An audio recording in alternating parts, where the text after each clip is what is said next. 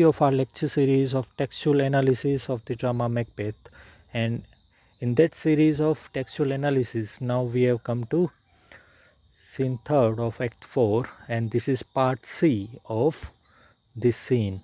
So to remind you all, the major action of our previous lecture is that when Macduff reached to England, there he meets Malcolm, the elder son of late Duncan, and there they are having a conversation. And in that conversation, Malcolm reveals his doubt and suspicion about the presence of Macduff in England.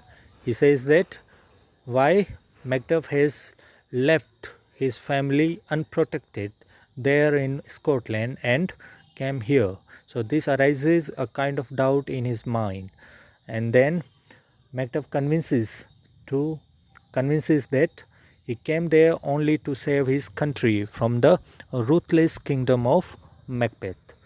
Then Malcolm reveals that his nature is more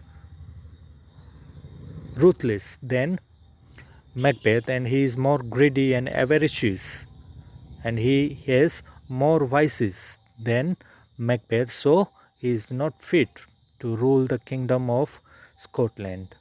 But when Malcolm sees or feels the nobleness and royalty of Macduff, he is totally convinced, and he says that now he is ready both mentally and physically to attack Scotland to save the country from the ruthless kingdom of Macbeth. And he also informs to Macduff that an army of 10,000 soldiers is ready to help us in that attack on Scotland. So that's the action we have seen in our last lecture, and now I'm sharing the text from where we will start our textual analysis. So here Macduff is asking to Rose, the one of the lord from Scotland, and there when Macduff asked to Rose about his family means his wife and his children, then Macduff says that all my children, Rose, well too. Macduff, the tyrant has not battered at their peace. Then Macduff again asks to Rose that the tyrant means Macbeth. So Macbeth didn't violate it.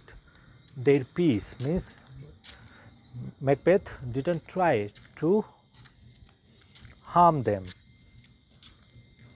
Rose, no, they were well at peace when I did leave them. So Rose said that no, when I left the country, they all were safe. Macduff, be not niggard of your speech. How goes it? So now Macduff asks to Rose to not to be niggard. Niggard means miserly. So he says to Rose said that don't be miserly in your speech or words. How goes it? Means give me the complete detail of the country. Rose says, when I came hither to transport the tiding means news, means when I left the country to give you the latest news, there ran a rumor of many worthy fellows that were now in the time of help. So there was a rumor that many worthy fellows, means noblemen, have revolted against Macbeth, and now they all need a kind of help. Your eye in Scotland would create soldiers, so your presence in Scotland would prepare them as soldiers and make our women fight. And if you will be there, then our women will also fight like soldiers. Malcolm, be it their comfort, we are coming thither. So Malcolm says to Rose that transport this news to them, that they feel comfortable that we are coming there for their help. Gracious England hath lent us good seaward and 10,000 men, and Gracious in England means the generous King of England has lent us an army of 10,000 soldiers and a very brave general whose name is Seward. Rose, would I could answer the comfort with the like, but I have words that would be howled out in the desert air. Now Rose says that now it is not possible for me to feel totally comfortable or at peace because I have a very sorrowful news, so which should be or would be declared or announced in a lonely place where hearing should not let them. So there are groaning couldn't be heard by anyone. Macduff, what concern they? The general cause, or is it grief due to some single brace? So what kind of sorrowful news you have? Is it of general concern, or does it relates to an individual? Rose, no mind that's honest, but in it shares some woe, though the main part pertains to you alone. Then Rose says that all honest mind should feel sorrow in this news, but it is mainly concerned to you only, means to Macduff. Macduff, if it be mine, keep it not from me, quickly let me have it. So Macduff asks to Rose that if it is concerned or if the news is concerned only to me, then don't delay it. Express yourself immediately. So Rose says your castle is surprised, means your castle was raided or attacked suddenly. Your wife and babes savagely slaughtered, and in that sudden attack, your wife and all your children were murdered brutally. Malcolm, merciful heaven. Macduff, my children too. Then Macduff again asked that my children were killed. Rose, wife, children, servant, all that could be found. And then Rose says that all your family members, even your servants and all others who were found there, they were all killed.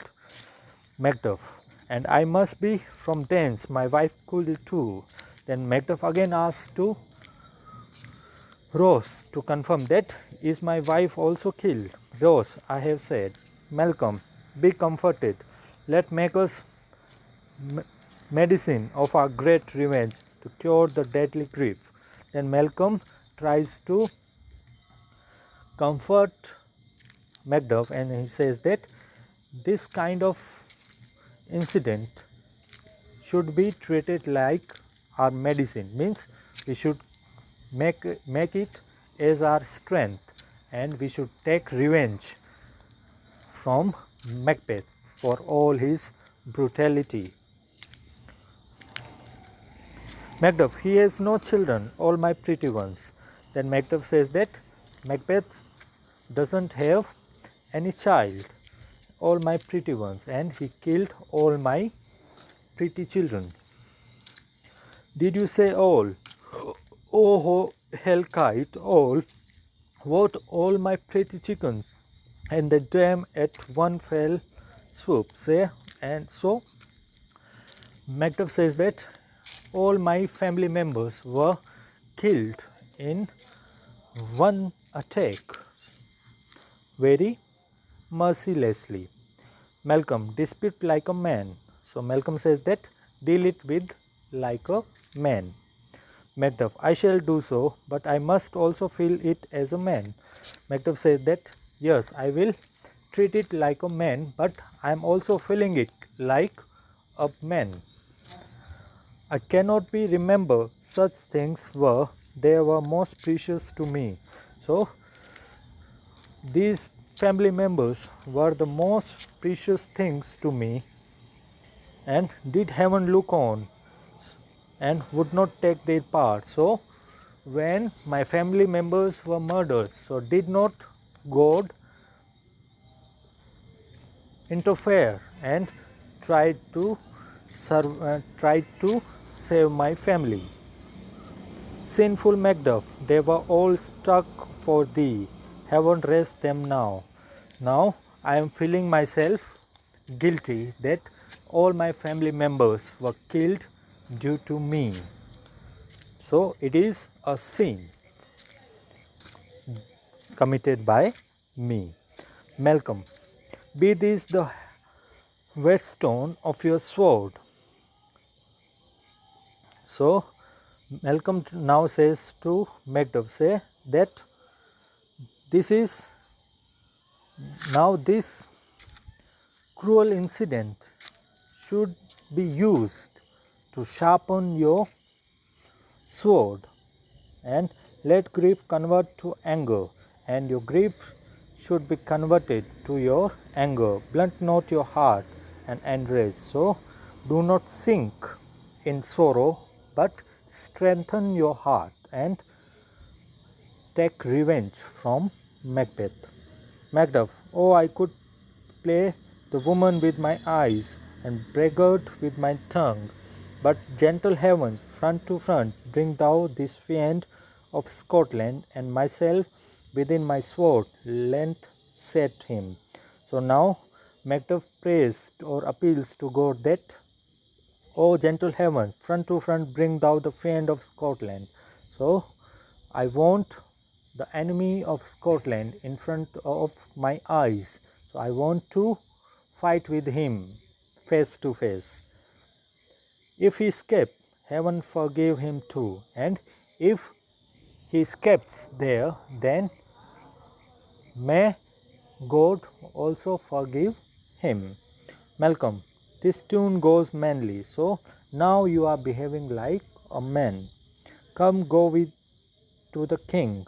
Our power is ready. And now it is time that we should go to the King of England. And our power is ready means the army is ready. Our leg is nothing but our leave. And now we should seek leave from the King of England to attack on Scotland. Macbeth is ripe for shaking. Now the time of Macbeth has over in this world, and power about put them on their instrument, and we are the instrument of God who would take revenge for the sake of all the brutality of Macbeth exeunt, and they all exit from there. And that's the end of scene 3rd of Act 4.